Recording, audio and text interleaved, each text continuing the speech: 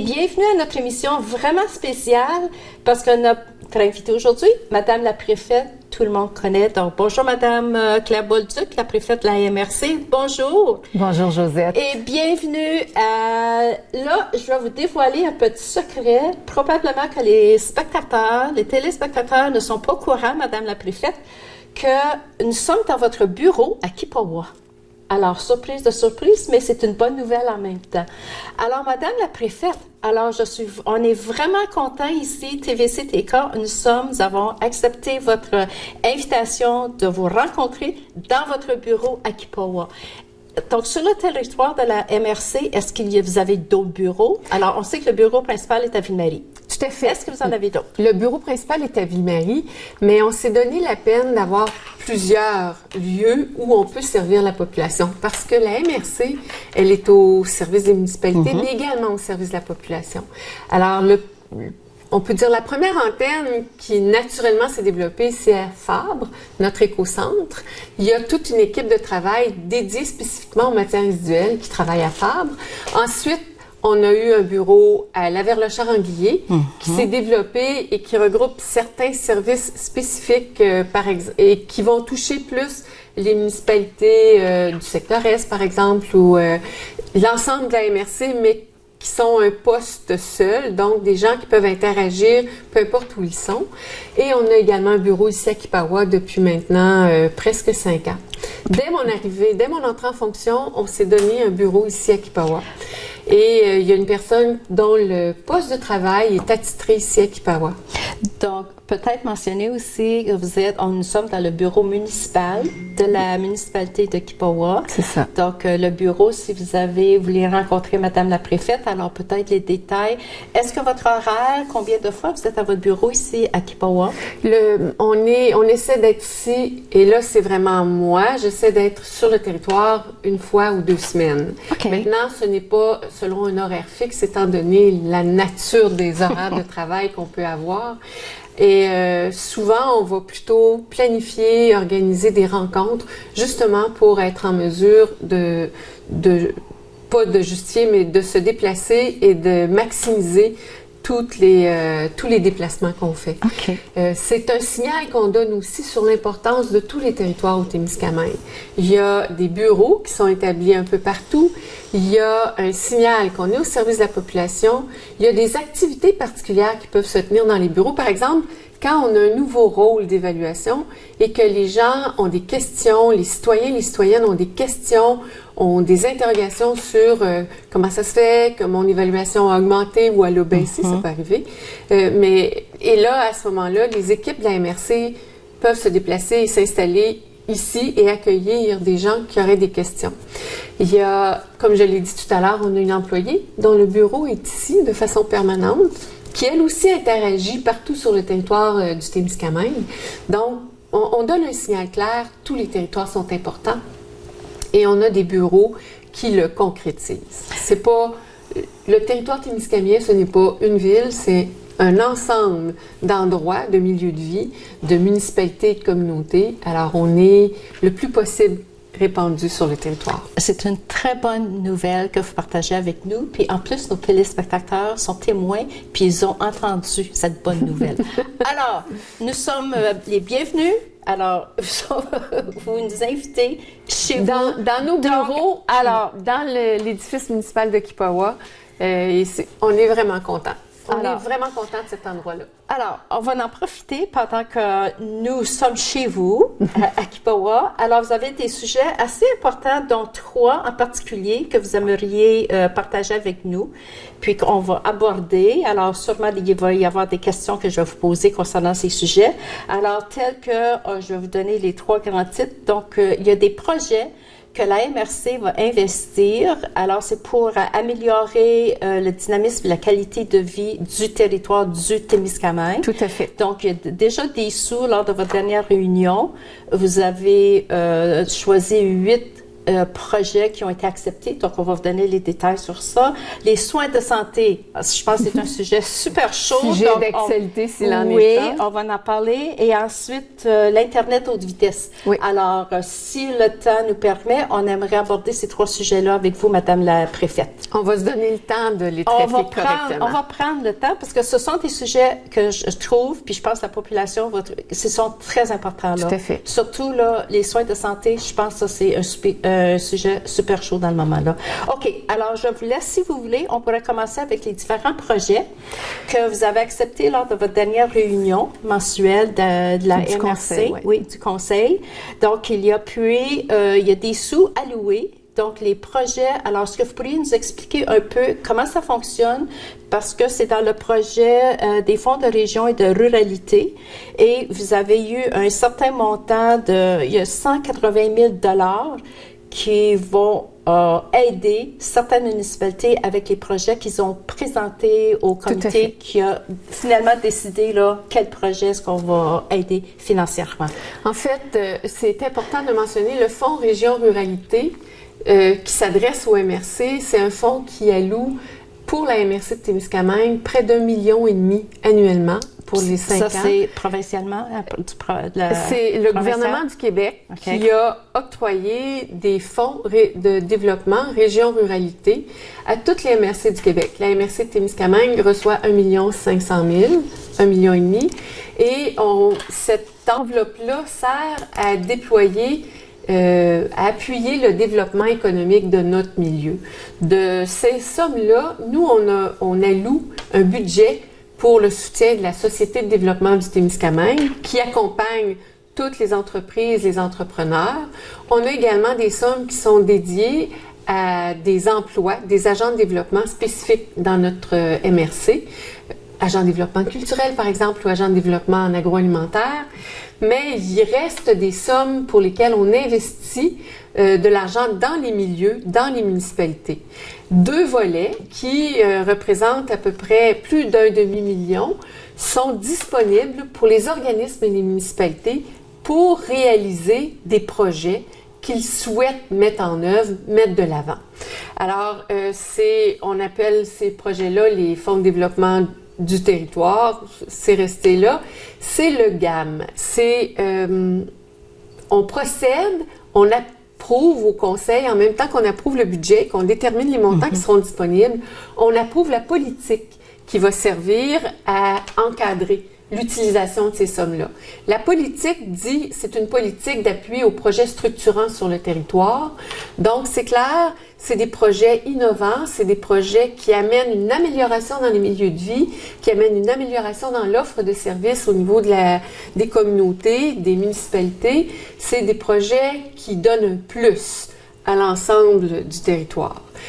Et on procède par appel de projet, de sorte que les municipalités et les organismes sont informés qu'à certaines dates, il y a des appels de projets et les gens sont invités à déposer leurs projets.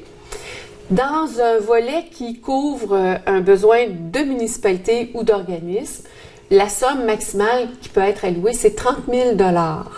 Et selon des critères très précis, vous trouverez toute la politique sur le site de la MRC, politique d'encadrement des projets structurants pour le développement du territoire témiscamien. Il y a un autre volet aussi, je disais qu'il y avait 2 volets qui font plus d'1,5 million. Il y a un autre volet qui sont les projets de territoire, qui là les gens peuvent déposer à n'importe quand dans l'année, ça n'est pas nécessairement selon les appels de projets. Et les projets de territoire doivent amener une amélioration, un service, une innovation pour l'ensemble du territoire témiscamien.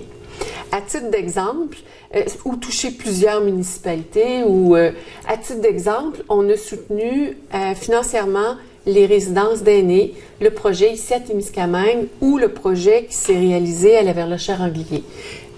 Et c'était des investissements de plus de 30 000 $ qui ont été accordés, qui ont été consentis, parce que ça touche plus d'une municipalité et que ce sont des projets d'envergure pour l'ensemble du territoire. Donc, ces 2 possibilités-là pour soutenir financièrement des activités, important de mentionner, on ne soutient pas la récurrence ou on ne subventionne pas le fonctionnement des organismes. Par exemple, une organisation ou une municipalité crée une nouvelle installation, elle doit être en mesure d'en prendre la charge une fois que cette installation-là est finalisée. C'est la même chose pour les OBNL. Mais pour lancer les choses, pour donner le coup d'envoi, le levier est disponible pour tout le monde. Et lors de notre dernier appel de projet, il y a 3 appels de projet, février, avril et septembre. Le premier appel de projet, on était dans les nouveaux conseils municipaux, on était dans toute la réorganisation. Alors, il y a eu très peu de projets soumis, mais dans le second appel, beaucoup de projets nous ont été soumis et c'est quand même 8 projets qui reçoivent un appui financier. Ça, vous l'avez dit, ça totalise 180 000 $, mais sur des projets qui globalisent au total plus de 350 000 $ d'investissement dans nos milieux. Alors, c'est pas banal comme investissement. Ce qu'on a constaté aussi, c'est que toutes les municipalités qui demandent de l'argent ne demandent pas seulement de l'argent au FDT, elles contribuent aussi financièrement aux projets qu'elles mettent de l'avant. Et ça, on voit évoluer beaucoup. Les gens ont pris conscience que l'enveloppe, c'est vraiment un levier. Ce n'est pas la finalité, c'est vraiment un levier pour donner le coup d'envoi des projets. Donc, c'est comme un genre de partage de la MRC, c'est plus ce que la municipalité va fournir pour le coût total du projet en question. Mais quand je dis la MRC investit 180 000 $, c'est plus que ça que le monde municipal et les OBNL mettent de l'avant. Alors, ça donne vraiment l'importance des investissements qui se fait dans nos milieux. Et pour donner un petit peu là, sur quoi on a aidé, le terrain de balle le terrain de baseball de Saint-Eugène de Guigues va recevoir une somme de près de 20 000 $ pour l'éclairage, pour améliorer l'éclairage, pour augmenter la capacité d'utilisation. On va aussi faciliter la création d'un lieu de recueillement à l'Aniel. L'Aniel a mis en place beaucoup de choses, les parcs, un abri pour recevoir les gens. Ils ont fait énormément pour améliorer la qualité de vie, mais il n'y a pas de cimetière à l'Aniel. Alors, pour se donner un lieu de recueillement, ils créent un lieu de recueillement et de commémoration à l'Aniel pour leur population. Là encore, c'est près de 10 000 $ qui sera investi. Débarcadère pour embarcations non motorisées à la Petite Rivière-Blanche. C'est la municipalité du Duhamel-Ouest qui crée la réalisation. C'est pas une rampe à bateau, que ce soit clair. C'est un débarcadère pour des embarcations de style canot, kayak, planche à pagaie. C'est un débarcadère pour embarcations non motorisées. Et c'est important de le dire parce qu'on ne pourra pas descendre avec un camion pour descendre un bateau motorisé. Ce ne sera pas fait pour ça. Mais c'était un besoin. Et c'est là aussi 10 000 $ qui est investi. Bloc sanitaire au terrain de camping de Nédelec, 30 000 $ qui est alloué. Bloc sanitaire qui va servir également aux sentiers qui sont près de Nédelec et peut-être au parc municipal. Alors, on voit qu'il y a un effet de levier dans ce secteur-là, 30 000 $ donc. Des décorations festives et pour illuminer la municipalité de Notre-Dame-du-Nord.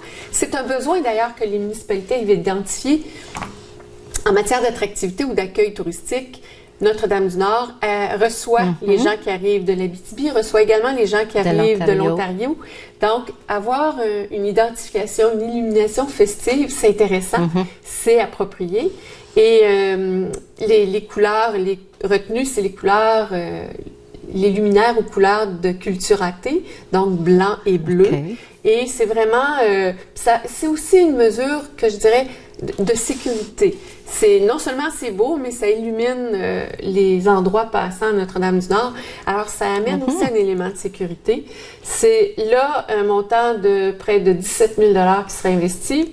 Et finalement, le dernier mais non le moindre dans ces projets-là, c'est le panneau d'affichage qui sera installé au parc Philippe-Barrette, ici même à Témiscamingue. C'est un panneau qui souhaite la bienvenue, mais qui indique aussi les activités et les attractions particulières du milieu à tout visiteur qui arrive, mais aussi pour informer la population générale. Ce panneau d'affichage numérique-là, la municipalité obtient également une subvention de 30 000 $. Deux autres projets ont retenu l'attention du comité. Il y a un comité de sélection qui s'assure que les projets sont recevables et qui analyse les projets soumis pour accepter ou retirer un financement. Alors, ce qui a été proposé, c'est soutenir le plan d'action de la MRC en matière d'accueil et de rétention. La MRC est allée chercher une subvention de plus de 260 000 $ pour mettre en œuvre le plan d'action pour attirer et favoriser l'établissement durable des nouvelles populations. Dans ce contexte-là, on a accordé une somme de 52 000 $ et il y a également quelques autres sommes plus petites qui viennent compléter le budget. C'est un plan d'action ambitieux qu'on s'est donné, mais c'est totalement réalisable, là. On sait que c'est un besoin pour nous d'attirer de nouvelles populations et de faciliter leur établissement durable. On sait qu'on est en pénurie de main-d'œuvre. On veut travailler à recevoir correctement les populations, les travailleurs, mais les familles aussi, qui viendront s'établir au Témiscamingue. On s'est donné un plan d'action pour le faire. Est-ce que vous êtes donné en plus un échéancier? Le plan d'action est établi, oui. Le plan d'action est établi sur un échéancier de 3 ans actuellement. Donc, on le voit, là, c'est très ambitieux. On a des personnes dédiées à ces actions-là. Et c'est vraiment, je pense que c'est le moment, c'est une belle occasion dans les actions, non seulement de manifester notre sentiment d'accueil, mais aussi de créer la synergie entre les différentes municipalités pour faciliter ces accueils-là. Puis on dirait qu'avec ce que nous avons vécu durant les 2 dernières années aussi, il y avait comme un genre d'arrêt de tourisme, etc. On ne pouvait pas circuler, on ne pouvait pas sortir. Puis là, maintenant, il y a comme un regain de vie, une renaissance, si on peut dire, un renouveau. Puis je pense que, on connaît l'expression, pendant que le train passe, on embarque. Donc, avec tout ça, donc déjà, la MRC, avec son plan d'action, on fait l'effort pour accueillir, puis en plus de garder ces gens-là, là, parce que tout le monde... C'est pour ça qu'on parle d'établissement durable. C'est ça. Puis tous les différents commerces, que ce soit les écoles, les hôpitaux, parce qu'on va en parler tantôt dans les soins de santé, manque de personnel. Oui, donc, il y a un problème qui est vécu partout, là, pas seulement dans la MRC du Témiscamingue, mais... vous avez le pied à la planche, comme on dit. Le pied au plancher. Le pied au plancher. Donc, déjà là... Et c'est important de mentionner ces activités-là parce que ça vient avec toute la planification stratégique au Témiscamingue qu'on s'était donnée, toute notre stratégie d'attractivité, Témiscamingue, là où on vit, toute la stratégie touristique aussi, de se faire connaître et reconnaître. Alors, on met en place une série de mesures qui nous permettent de toujours construire sur les acquis précédents, de ne pas perdre de temps et de ne pas perdre nos assises avec lesquelles on a besoin de travailler. Il y a un dernier projet qui est travailler sur un sentier, une portion de sentier de VTT motoneige. C'est le club VTT qui l'a demandé, mais une portion de sentier qui permet de compléter la route entre Belle-Terre et la région de Val-d'Or pour faire en sorte que les gens puissent réaliser une boucle. Faire la boucle. C'est ça, quand ils se promènent, quand ils parcourent le territoire, VTT l'été, mais on sait que ça pourrait également intéresser les motoneigistes. Alors, on accorde aussi une somme de 13 000 $ pour ce projet-là. C'est tout de même important comme investissement, mais c'est à la mesure des ambitions qu'on a au Témiscamingue de faire en sorte qu'on ait des milieux de vie de qualité. Intéressant pour les personnes qui y vivent, attractif pour des nouvelles populations. On veut vraiment marquer le tempo. Il y a, depuis plusieurs années, on investit beaucoup dans nos projets locaux. Il reste des sommes disponibles pour les appels de projet. Le prochain appel de projet est au mois de septembre, tant pour les municipalités, les communautés autochtones que les OBNL et quelques projets qui sera plus ambitieux, un projet de territoire qui touche plusieurs municipalités, voire l'ensemble du territoire, qui a un impact sur l'ensemble du territoire. Les projets, il n'y a pas de date précise de dépôt de projet. Les gens peuvent soumettre leur projet en tout temps. Si vous voulez savoir, avoir plus d'idées, vous avez la politique disponible sur le site de la MRC et au bureau de la MRC, Véronique Beaulieu peut répondre à vos questions. Alors, il y a quand même une date, le 26 septembre à respecter, Madame la préfète. Le 26 septembre, c'est pour les projets de municipalité ou d'OBNL. Okay. C'est ça, cet appel de projet-là, le mois de septembre. Mais pour des projets vraiment de territoire, des projets qui vont toucher plus d'une municipalité, oui, c'est différent. Il n'y a pas de date fixe. C'est au moment où un projet apparaît, le dépôt de projet peut se faire. Donc ça, le projet au niveau du territoire, est-ce que ça vient d'une municipalité ou bien ce sont les municipalités, les maires, lors de vos rencontres de la MRC, vos rencontres mensuelles, est-ce que c'est chaque municipalité apporte son projet qui va concerner le territoire en entier? Le conseil ne reçoit pas les projets. Le conseil... Il y a un comité spécial. Oui. Et pourquoi on a créé un comité? C'est que le comité a des règles de conduite pour éviter qu'un maire défende son projet face aux décideurs. Aussi, en plus, les conflits d'intérêts. Alors, le comité se penche et voit au respect des règles qui sont soumises et le conseil va prendre acte des recommandations du comité ou, dans le cas de projet de territoire, nous, on s'assure que le projet correspond aux règles qu'on s'est données. Et là, on interpelle le conseil pour le projet de territoire. Puis, je donne quelques exemples. Le groupe Image qui crée une résidence d'accueil pour les hommes et tout ça, c'est un projet de territoire ça. Pour lequel on a investi de façon importante.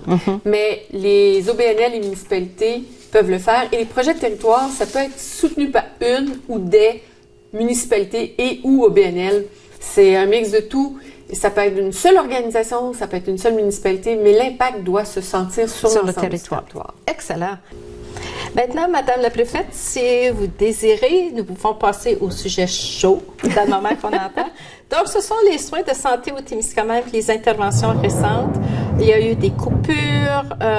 Alors, comment est-ce qu'on peut réagir comme territoire, comme citoyen, comme municipalité? Donc, il y a un comité de citoyens de santé aussi qui est en santé et qui existe. Puis les actions politiques. Donc, est-ce que c'est un... Alors, je vous lance tout ça, là. Donc, qui est responsable de réagir? Parce que les gens réagissent, mais comment est-ce qu'on va faire pour en sortir de ces coupures, puis ça nous affecte? Qu'est-ce qu'on fait, là, Madame la préfète? Dans le fond, puis la question est appropriée. L'enjeu des soins de santé est devenu un enjeu d'actualité, une priorité de la MRC dès 2017. C'est pas d'emblée une responsabilité du monde municipal. Normalement, il y a c'est la société en général. C'est ça. Parce que ce sont les autres hôpitaux aussi qui souffrent de manque de personnel. On ne peut pas laisser passer sous silence ce qui se passe actuellement sur notre territoire. Et dès 2017, spontanément, il y a un comité de citoyens qui s'est réuni, qui s'est constitué, le comité citoyen pour des soins de santé durables au Témiscamingue. Et ce comité-là, c'est des gens qui veulent travailler à améliorer les situations de soins de santé, à promouvoir d'autres façons de faire pour la desserte en soins de santé, qui sont alertes aussi, qui documentent et qui sont alertes sur ce qui se passe dans le domaine de la santé, qui interpellent le réseau de la santé. Le comité santé citoyen, dès sa mise en place, on a été, comme MRC, impliqués dans le fonctionnement du comité et on a fait en sorte de reconnaître la légitimité du comité santé citoyen. Ce qu'on a dit à la MRC, c'est un comité autonome de la MRC et c'est ce qu'on veut. Mais ce qu'on a ajouté, c'est que le comité santé citoyen est une instance conseil, un comité conseil auprès de la MRC pour nous indiquer pour donner les alarmes appropriées au-delà des fermetures de services et pour nous indiquer, nous accompagner, nous suggérer des pistes de travail et de solutions à mettre de l'avant. Et ça interpelle toute la capacité ou tout le pouvoir politique d'un milieu que de pouvoir travailler avec un comité santé citoyen qui a sa manière de réfléchir, qui a ses connaissances, ses entrées, ses capacités de connaissance du milieu, mais qui en même temps documente des situations et nous donne le message. Le comité santé citoyen, c'est important de savoir ce qui se passe. Alors, il sait ce qui se passe. Il documente les situations. Et là, ils ont créé un site pour lequel les gens peuvent, de façon anonyme, expliquer ce qui se passe, faire des commentaires sur des situations qu'ils auraient vécues. Mais au-delà de ça, alors on sait ce qui se passe, on a l'information et c'est documenté. Mais au-delà de ça, le comité nous permet aussi de s'indigner de certaines situations parce qu'il y a des choses qui ne doivent pas être acceptables, les multiples fermetures par exemple, et il se met aussi à contribution pour proposer des solutions. Alors, le comité santé citoyen est en lien avec le CIS, le CISAT. Le comité santé citoyen, évidemment, est avec la MRC. Il fait des propositions pour qu'on fasse des interventions politiques. Le comité santé citoyen, c'est une antenne avec laquelle on travaille. Mais au-delà de ça, évidemment, le conseil de la MRC est très interpellé par ce qui se passe. Et je participais la semaine dernière à l'Assemblée, ce qu'on appelle l'Assemblée des MRC, une rencontre qui se passe 2 fois par année où toutes les MRC du Québec sont invitées. J'y participais et on a rencontré tous les chefs de partis politiques à cette occasion-là. J'avais la responsabilité de soumettre à chacun des chefs de parti la situation des soins de santé dans les régions du Québec et de leur demander quelles étaient leurs propositions, qu'est-ce qu'ils allaient nous proposer dans le contexte de la prochaine campagne électorale qu'on vivra à partir du mois de juin. Considérant ça, on a pu soumettre la question à tous les chefs de parti. Les réponses, évidemment, sont tout le temps « on va régler le problème ». Les solutions qui viennent avec la réponse « on va régler », elles sont souvent beaucoup plus floues, beaucoup moins précises. C'est généralisé, ce n'est pas précis. Ce n'est pas précis. Mais il y a une demande qui est répétée par l'ensemble des régions que nous avons relayées très fortement comme territoire, ici comme MRC. Il est nécessaire. Des très grosses structures comme le CISAT sont inefficaces. Malgré toute la bonne volonté des gens, ils ne font pas ça pour mal faire, mais c'est inefficace pour assurer le quotidien, le bon déroulement dans le quotidien des actions, des activités. C'est inefficace pour avoir une lecture précise en temps réel de ce qui se passe dans chacun des établissements. C'est inefficace de réfléchir à hauteur importante quand c'est sur le terrain que ça se passe. La lecture terrain est importante. Alors, on a revendiqué et on continue de revendiquer la gouvernance locale. Ce que ça veut dire, la gouvernance locale, c'est une direction générale dans un hôpital comme Témiscamingue-Kipawa qui est là au quotidien, qui prend les décisions au quotidien, qui est accompagnée d'un service approprié de direction des services professionnels pour les médecins, de direction des services infirmiers pour les soins infirmiers. Mais on l'avait ça aussi, puis on nous l'a enlevé. Donc, c'est ça. On l'avait et on ne l'a plus. Mais on voit bien que ça ne fonctionne pas. C'est trop loin. Si ça te prend 3 semaines à réagir à une situation problématique dans un environnement de travail, la situation s'est beaucoup dégradée en 3 semaines. Les gens sont désillusionnés et ils quittent le réseau de la santé. Et c'est ce à quoi on assiste maintenant. Donc, revendiquer la gouvernance locale, des comités locaux, des comités citoyens locaux, des comités, ça s'appelle le comité consultatif citoyen. Les comités des usagers, exemple. Voilà. C'est localement que ça nous prend ça. On n'a pas besoin de conseils d'administration régional qui sont souvent nommés par le ministre, mais ce qu'on veut, c'est être impliqué. On a besoin d'être interpellé et impliqué. Mais est-ce qu'on peut revenir en arrière de la façon que le système de santé était organisé dans ce temps-là? Donc, c'est dommage d'employer ces mots-là, mais c'est ça. Donc, on ne peut pas revenir en arrière, mais on peut réorganiser, par exemple. Bien, revenir en arrière, rappelons-nous qu'il y avait quand même une agence. J'aime l'exemple, parce qu'on l'a vécu, puis ça fonctionnait. Le DG qui est sur place dans la bâtisse, comme à Témiscamingue, que ce soit à Ville-Marie, peu importe où est situé l'hôpital. Puis, je donne l'exemple du comité des usagers aussi. Donc, c'est parce que les problèmes d'un établissement à l'autre peuvent être différents, mais il y en a qui sont semblables aussi, là. Tout à fait, mais rappelons-nous qu'il y avait une agence de la santé et des services sociaux qui assurait une certaine cohésion. Oui, ça c'est important. Il y avait des aussi. directions dans tout. Est-ce qu'on est obligé de tout défaire pour refaire? Je pense qu'il faut partir de ce qu'on a maintenant avec réorganiser. Avec en tête que ça fonctionnait relativement confortablement avant.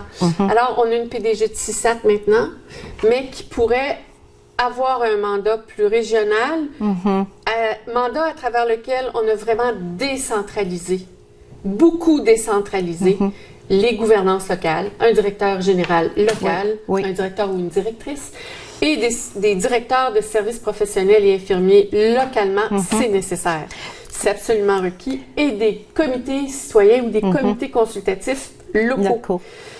On a besoin de ça. C'est nécessaire d'être impliqué. C'est nos soins de santé. Mais c'est important aussi pour les travailleurs parce que les travailleurs ont senti que l'organisation se déshumanisait et ils ont quitté l'organisation. Ils ont senti délaissés aussi. Exactement. Isolés. Et c'est ce qu'ils nous le traduisent. Ils nous le disent. Alors, dans ce contexte-là, nos revendications, elles sont portées haut et fort par la MRC, par plusieurs MRC du Québec, par la Fédération québécoise des municipalités.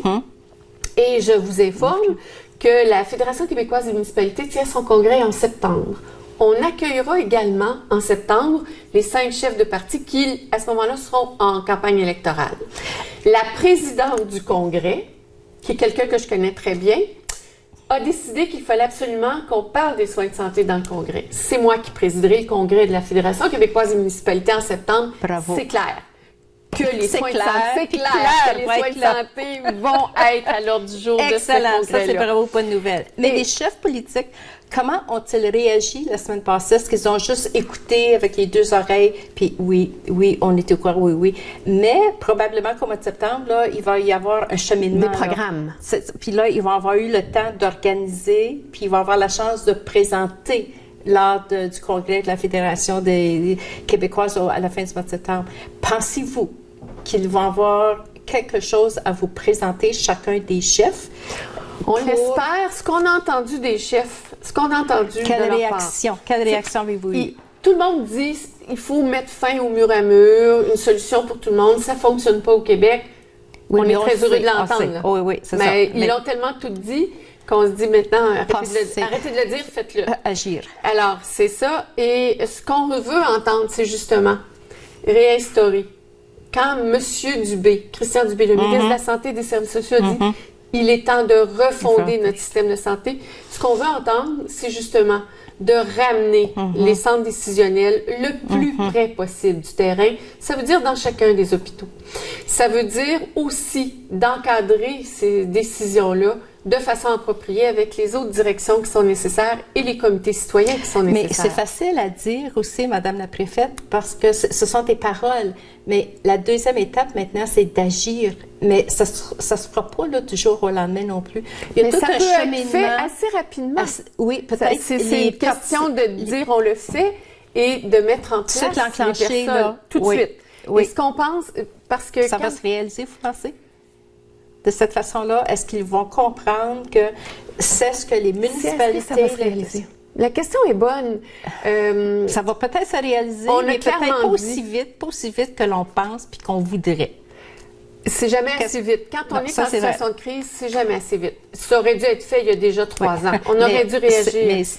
On était dans un autre, c'est ça. Oui. Mais dans le contexte actuel, la pandémie a tellement démontré, et le seul qui en a parlé, c'est François Legault. Il a dit, écoutez, dans le contexte de pandémie, c'est pas le temps de se mettre à triturer les structures, tout ça. Il fallait assurer le passage d'une société à travers une situation pandémique. On peut le comprendre. Cela dit, la situation pandémique est terminée. Elle aura quelques rebonds encore, on s'y attend, mais on ne peut plus. C'est un mur. Actuellement, le fonctionnement du réseau de la santé, c'est un mur. Et il ne bouge pas, le mur. On ne pourra pas passer à travers. Si on ne peut pas passer à travers, bien, on se décide de passer par-dessus ou de le contourner. Mais on ne peut plus faire comme s'il ne se passait rien. Et ça, je pense que c'est non seulement les élus qui doivent transmettre le message, mais l'ensemble de la population. Durant la campagne électorale, vous aurez l'occasion de les rencontrer, les candidats. marteler le message. C'est la voix citoyenne qui doit dire de façon forte et unanime, vous devez revoir le fonctionnement du réseau de la santé. Pour la qualité des soins, on en a besoin. Et il y a des éléments qui sont soulevés par le Comité santé citoyen. On parle beaucoup, par exemple, le gouvernement vient d'annoncer 1,9 milliard pour le maintien à domicile. C'est quand même des sommes importantes. La réflexion qu'on se fait, c'est, on est en pénurie de main-d'œuvre. Les familles sont plus petites. On veut faire du maintien à domicile, mais les gens, la population est vieillissante et les gens qui prennent soin des personnes qui restent à domicile ne rajeunissent pas non plus. Si ton père a 80 ans, il y a des grosses chances que toi, t'en aies pas 20 ou 25. La personne qui prendra soin de son parent sera un peu plus âgée, peut-être dans la cinquantaine. Alors, dans ce contexte-là, de quelle manière on réfléchit le maintien à domicile pour que ce soit efficace et sécuritaire pour les personnes? Ça, notre comité santé citoyen nous aide à réfléchir à ces situations-là. Une autre façon de travailler aussi, tout ce qui est télémédecine. Je vous rappelle qu'on a un médecin au Témiscamingue qui a été un des précurseurs de l'installation et de la promotion de la télémédecine au Québec, Dr Paul-Émile Barbeau, qui a facilité l'installation de la télémédecine. C'est pas rien, c'est pas banal. La télémédecine, c'est pas une consultation par Zoom, là. C'est vraiment un spécialiste dans un hôpital qui est équipé avec les bons instruments, un patient qui rencontre ce spécialiste-là en compagnie soit d'une infirmière praticienne, soit d'un médecin omnipraticien, et ensemble, il y a une interaction, mais tu n'es pas obligé de déplacer les personnes, ni le médecin, ni la personne qui requiert des soins spécialisés. Tu peux être beaucoup plus efficace sur le temps de tout le monde. La télémédecine efficace, c'est d'avoir accès de façon appropriée aux spécialistes qui sont nécessaires à nos soins de santé. Il y a un ensemble de choses qui peuvent être réfléchies dans la décentralisation. Mais il ne faut pas juste parler de déconcentration, c'est pas juste d'avoir plus de monde sur le terrain, c'est des décideurs qu'on a besoin sur le territoire, des gens qui voient, qui analysent les situations, qui constatent des enjeux et qui travaillent à les régler.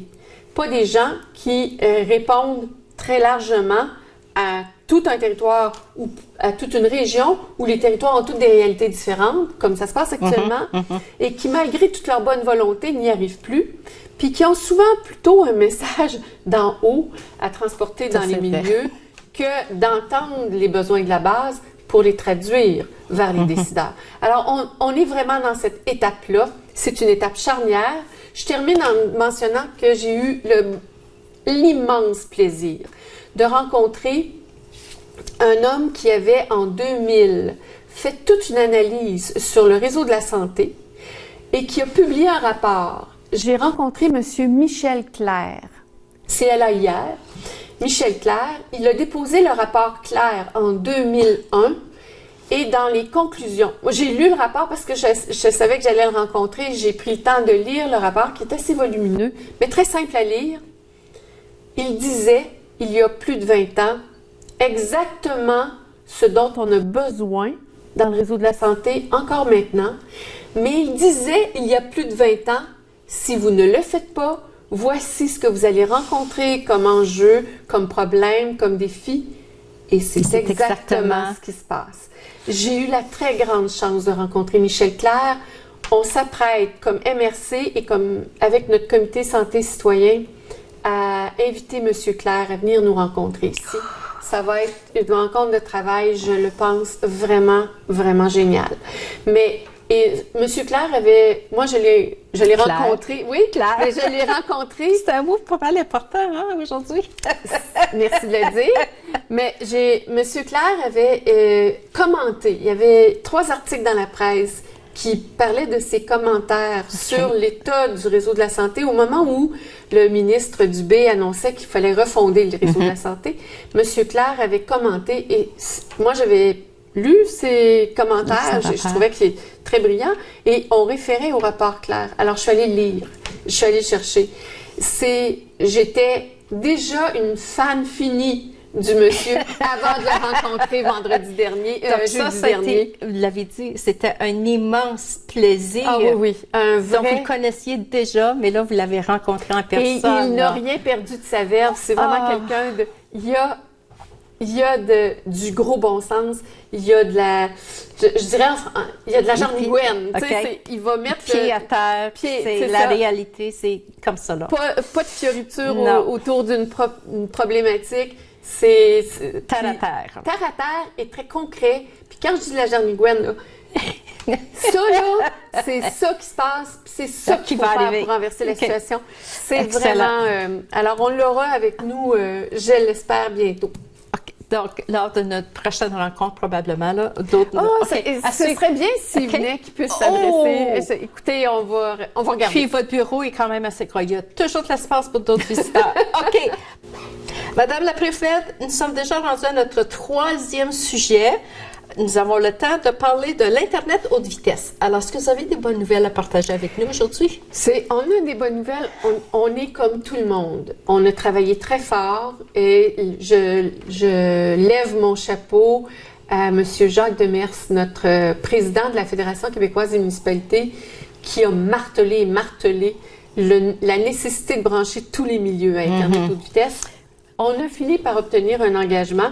Je souligne au passage que Sébastien Lemire, notre député, avait, lui, fait le travail du côté du gouvernement canadien pour que les sommes soient disponibles, de sorte qu'il y a eu une entente entre le Québec et Ottawa pour amener la fibre optique à toutes les résidences branchées à un service d'Hydro-Québec pour que ce service-là, Internet, soit disponible à toutes les résidences. Évidemment, il y a eu un gros travail et je dois dire que pour partir, les données de base, elles n'existent pas dans ce dossier-là. Elles n'existaient pas au Québec. Elles sont disparates au Canada. Elles l'étaient au Québec. Et c'est la même chose partout dans le monde. On part d'une feuille à peu près blanche pour déployer cette fibre-là et n'oublier aucune adresse. Dans le contexte, on a fait un travail et je remercie la directrice générale de la MRC, Lynne Gironne, parce qu'elle a fait un travail magistral de chercher systématiquement toutes les adresses qui n'étaient pas déjà inscrites dans le programme du gouvernement du Québec pour le déploiement d'Internet haute vitesse. Le gouvernement, avec toutes les adresses fournies, et avec l'information fournie par les câbleaux distributeurs, avec l'information fournie par le monde municipal et par le gouvernement du Canada, ils ont créé une carte. Et la carte interactive, on a eu une rencontre avec M. Gilles Bélanger, qui est au bureau du premier ministre responsable du déploiement Internet haute vitesse, et M. Stéphane Le Bouillonnec. Les deux disent la carte interactive, elle n'est pas précise. Et aidez-nous, s'il vous plaît, à l'améliorer. De sorte que nous, on regardait les adresses qu'on avait. Des adresses, par exemple, quelqu'un a une adresse, il n'y a pas le service Internet haute vitesse 5010, mais dans la carte, on indique que vous êtes déjà desservi par telle entreprise de câbleaux. Si une entreprise de câbleaux affirme que vous êtes desservi et que vous n'avez pas du 5010, vous n'êtes pas desservi. Donc, votre adresse, vous devez nous la transmettre ou vous devez vous adresser à la carte interactive pour faire en sorte que votre adresse soit corrigée et que la fibre se déploie jusqu'à votre adresse. Et là, c'est très important. On a travaillé très fort, très fort, puis c'est un gros chantier. L'Abitibi-Témiscamingue, c'est le plus gros chantier pour le déploiement de la fibre optique partout au Québec. C'est le plus gros chantier. Sur le 1 milliard 200 millions de déploiements, il y en a pas loin de 200 millions juste en Abitibi-Témiscamingue. C'est majeur, c'est le plus gros chantier. Mais on veut échapper personne. Et là, ce qu'on s'est donné comme mandat, on aura une rencontre avec le bureau de M. Le Bouillonnec vendredi. Mais ce qu'on pense faire, ce qu'on s'est donné comme mandat, c'est de travailler avec les municipalités. Et évidemment, quelqu'un qui n'a pas de service Internet ne peut pas aller consulter la carte interactive. Alors, on va ouvrir nos lignes téléphoniques et se donner le mandat de recevoir des appels, de faire les vérifications, de s'assurer que le service n'est pas rendu et de s'assurer que l'adresse sera inscrite dans le déploiement de la fibre, de la fibre optique pour toutes les résidences qui y ont droit.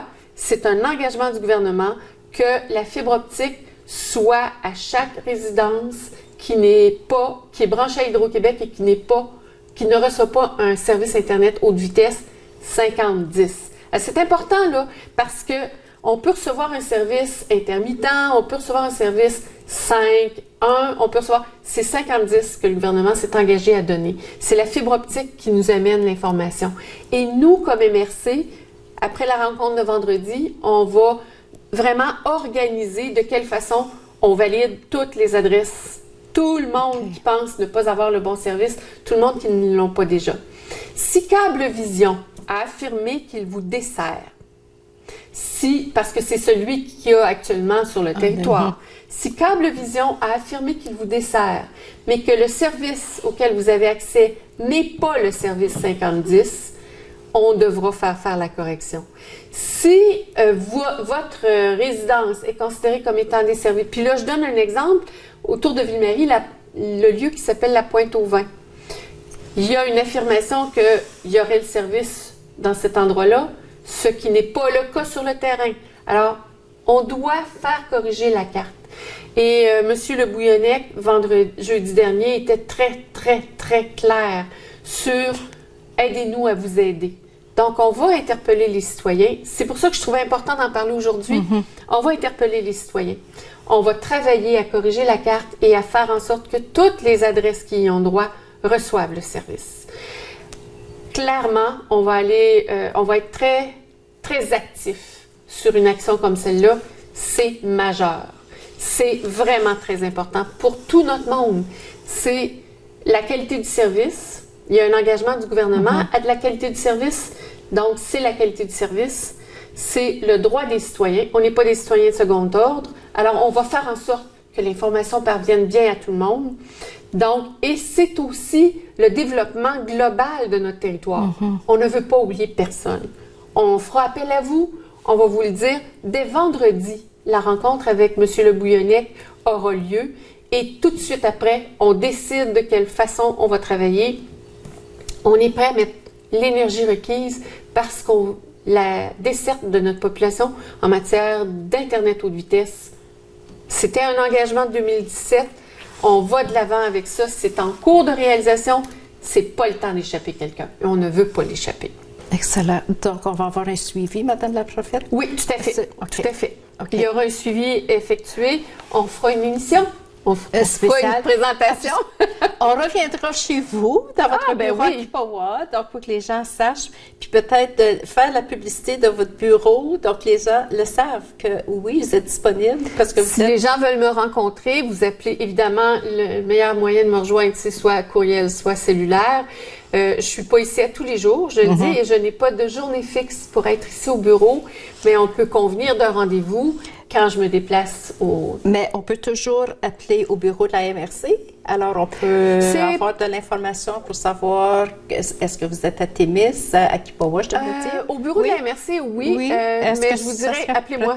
Parce que le bureau de la MRC, moi, j'y suis pas souvent. Si vous appelez à mon numéro de téléphone à la MRC, j'y suis vraiment pas souvent. Et la façon de me joindre, c'est vraiment le cellulaire. 819-629-5710. Et je le dis, je ne suis pas gênée du tout de donner mon numéro de cellulaire. C'est les citoyens qui s'assurent que j'ai un cellulaire et que je dispose d'un cellulaire. Alors, utilisez-le si vous avez besoin de l'utiliser. Et sur cette note, je pense que c'était pas mal intéressant notre visite chez vous. Puis en plus, vous partagez votre numéro de cellulaire pour qu'on puisse vous rejoindre. Utilisez-le. Merci, Madame la Préfète. Alors, c'était une première. Elle nous a invités dans son bureau à Kipawa. Donc, mon invité aujourd'hui, c'était notre belle Claire Bolduc, notre préfète de la MRC.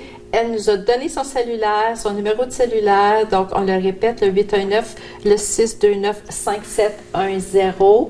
Alors, sur ça, Madame la Préfète, merci d'être avec nous aujourd'hui et on se revoit encore parce on vous a partagé des sujets super intéressants et il va y avoir des suivis, surtout pour l'Internet haute vitesse. Et sur ce, je vous souhaite une très bonne journée, Madame la Préfète. Bonne visite. Vous avez beaucoup de gens à rencontrer. Vous êtes une préfète très occupée et ça nous fait plaisir que vous preniez le temps de venir jaser avec nous. Je vais revenir. Merci beaucoup. Et sur ça, on vous souhaite une super bonne journée et à la prochaine. À la prochaine.